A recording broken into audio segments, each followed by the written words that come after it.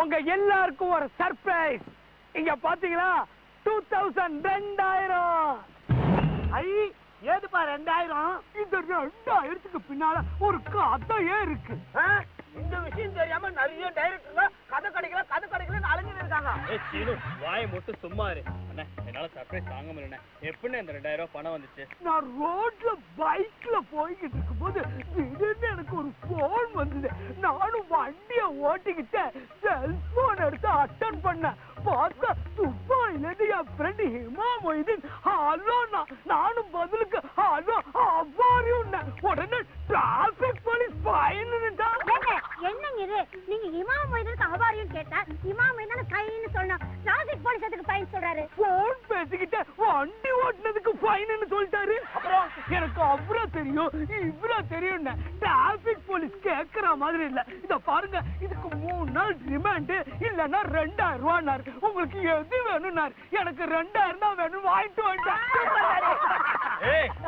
இத நாங்க நம்பணுமா? சித்தப்பா நீ நம்பா கட்டி போ. டாடி இந்த 2000 ரூபாய் வச்சு என்னோட பர்த்டேக்கு ட்ரெஸ் வாங்கி கொடு டாடி.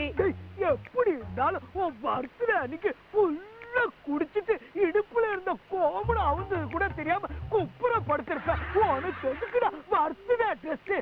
அப்பா இந்த பணத்தை வச்சுக்கிட்டு நீ பறக்காம இருக்க ஒரு பேப்பர் ஒயிட் வாங்கிக்க. அப்படியே ஒரு கண்ணாடியை வாங்கிக்க. எனக்கு எதுக்குப்பா கண்ணாடி? என்னப்பா சொல்றீங்க? நீங்க தானே இந்த புக்ல இருக்கிறது ஒண்ணுமே தெரியலன்னு சொன்னீங்க. எப்படி தெரியும்? அது என்னோட பிசிக்ஸ் புக். ஸ்கூலுக்கு போற எனக்கே அதுல என்ன இருக்குன்னு ஒண்ணும் தெரியாது. இவருக்கு எப்படி தெரியும்? அவனுக்கு கிடக்குறானுங்க. நான் சொல்ற மாதிரி செய்யுங்க. பக்கத்து வீட்டு குமார் கூட இந்த காசு வச்சு ரம்மி விளையாடுங்க. பொண்டாட்டியாடு நீ சொந்த புருஷனைய ரம்மி விளையாட சொல்ற? நான் உங்க மேல இருக்கிற அக்கறையினால தான் சொல்றேன். டாக்டர் உங்களை உடம்பு இழைக்கிறதுக்கு ஏதாவது விளையாட்டு விளையாட சொன்னார்ல, உங்களுக்கு தெரிஞ்சது ரம்மி தான். அதான் ரம்மி விளையாட சொன்னேன். அண்ணி நீங்க சும்மா இருங்க நீ. அண்ணா இஃப் யூ டோன்ட் மைண்ட் எனக்கு அந்த காசு வச்சு ஒரு வாக்மேன் வாங்கி கொடுங்கண்ணே. அதுல தான் சின்ன சத்தம்லாம் கூட ரொம்ப நல்லா கேட்கும்ண்ணே. ஏண்டா அன்னைக்கு நான் காஞ்ச மிளகாய் வாங்க சொல்லி ஸ்ரீதரன்னு காஞ்சு கட்டு கட்டுறேன். நீ காதலே வாங்காம போன. இன்னைக்கு சின்ன சத்தம் கூட காதுல கேட்கணும். பிரச்சனையே வேணாம். நான் ஒரு முடிவுக்கு வந்துட்டேன். காசு யாருக்குன்னு சீட்டு குலுக்கி போட போறேன்.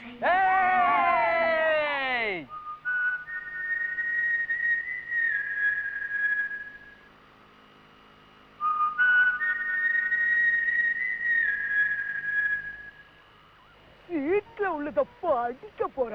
எல்லாரும் கரெக்டா கேட்டுக்குங்க.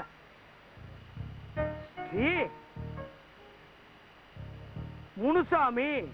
அண்ணா நம்ம வீட்டுல தான் முனுசாமின்ற பேர்ல யாருமே இல்லையே. யாருன்னு இந்த முனுசாமி? நான் தான் ஏன் முனுசாமி. உங்க வீட்டு ஹவுஸ் ஓனர்.